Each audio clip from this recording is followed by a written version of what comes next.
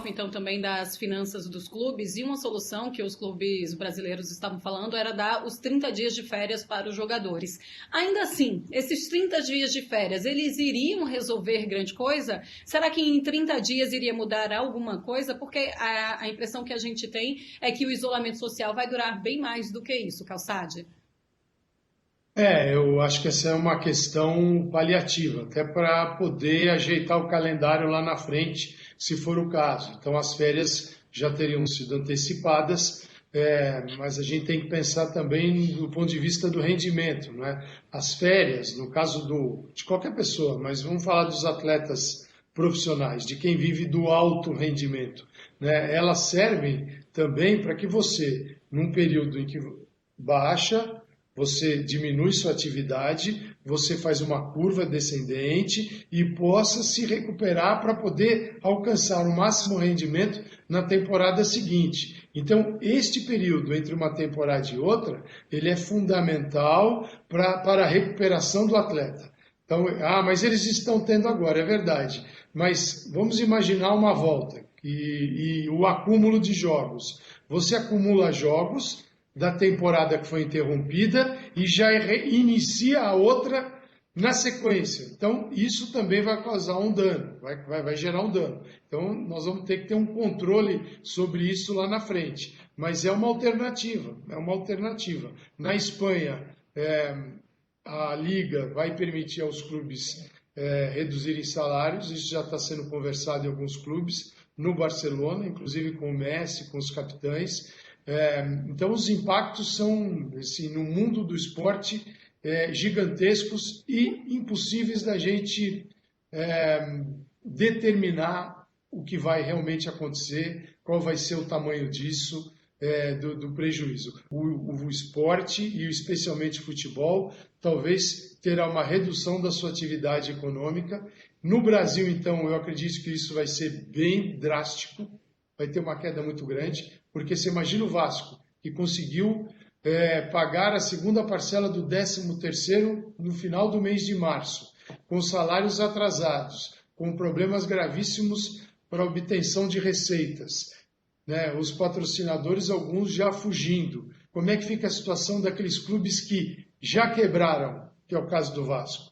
Por exemplo, o Cruzeiro já foi, está na segunda divisão, mas tem uma fila para acompanhar o Cruzeiro. E, infelizmente, essa é a realidade do futebol brasileiro. Muitos se esforçaram e estão nessa fila. E que capacidade terão para não entrar na mesma rota do Cruzeiro, sendo que trabalharam por isso muitos anos e agora tem algo muito maior, que vai reduzir o tamanho do futebol. E aí, quando a gente pensa assim no Palmeiras, a gente vê um Palmeiras com esse aporte financeiro que você tem, então vai conseguir passar por isso e ainda tem esse patrocinador e o maior patrocinador que vai continuar com o clube.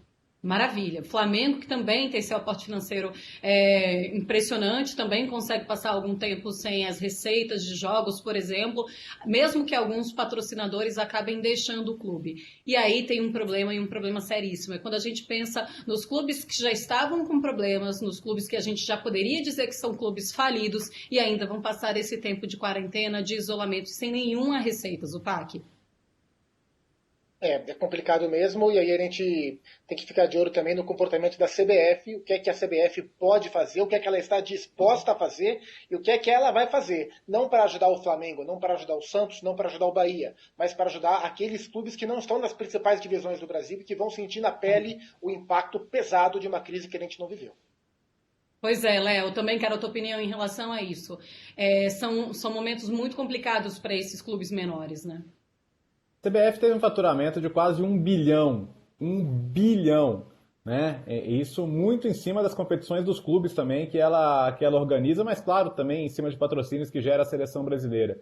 Então ela teria condição agora de iniciar com belos milhões aí um fundo solidário para segurar as contas dos clubes, porque a gente, de fato, tem clubes que se enfiaram numa situação péssima por más gestões, né? E na Série A tá cheio.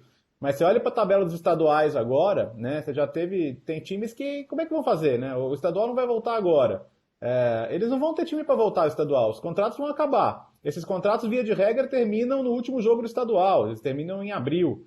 Então, assim, mas vai voltar o estadual. Vai voltar como? Esses times não têm nem elenco, nem receita e nem perspectiva de ter um elenco daqui para frente. Então você pega a situação, sei lá, de um Santo André que estava voando aí no Campeonato Paulista. O Santo André não vai ter time daqui a 2, 3 meses. A realidade é essa. Então, acho que a CBF deveria principalmente oferecer um socorro a esses times menores que vão sofrer muito. Esses deveriam ser prioridade, porque não existe futebol sem pirâmide, né? Não existe o grande sem o pequeno. Então, você precisa salvar o pequeno para que a pirâmide do futebol se sustente. É verdade.